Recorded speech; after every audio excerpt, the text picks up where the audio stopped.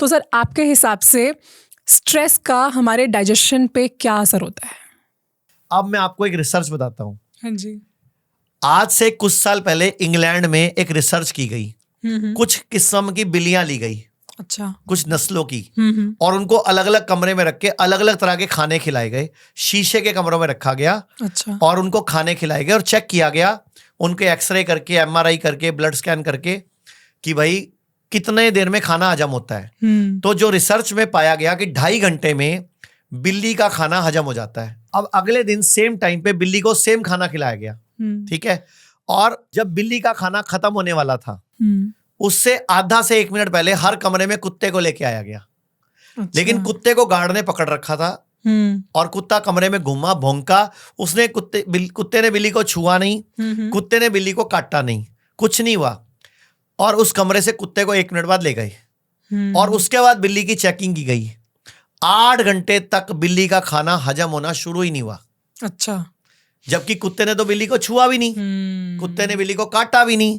इसका मतलब क्या निकला रिसर्च में कि किसी भी तरह का स्ट्रेस, टेंशन, वहम या कोई भी बात मन में आ जाए तो खाना हजम नहीं होता, क्योंकि बिल्ली ने कुत्ते को देख लिया और कुत्ते ने बिल्ली को देख के भौंक लिया।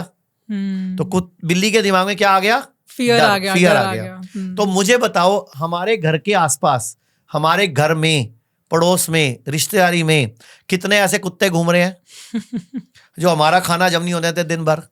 एक आधी बात ऐसी बोल देते हैं, एक आधा दिमाग में कचरा डाल देते हैं, कई बार घर वाले डाल देते हैं, कई बार मेड ही डाल देती है, कई बार कोई स्टाफ मेंबर डाल देता है, कोई घर में अपना ही बंदा डाल देता है। उस दिन हम बिल्ली बन जाते हैं। तो आज सारे दर्शक नीचे लिख के कसम खाओ कि आज के बाद एक तो हम किसी की कमियां नहीं देखेंगे, कभी किसी की बुराइयां नहीं देखेंगे, कभी किसी से कोई ग्रजेस नहीं रखेंगे, किसी भी तरह का स्ट्रेस नहीं रखेंगे, मस्त रहेंगे, व्यस्त रहेंगे, स्वस्थ रहेंगे।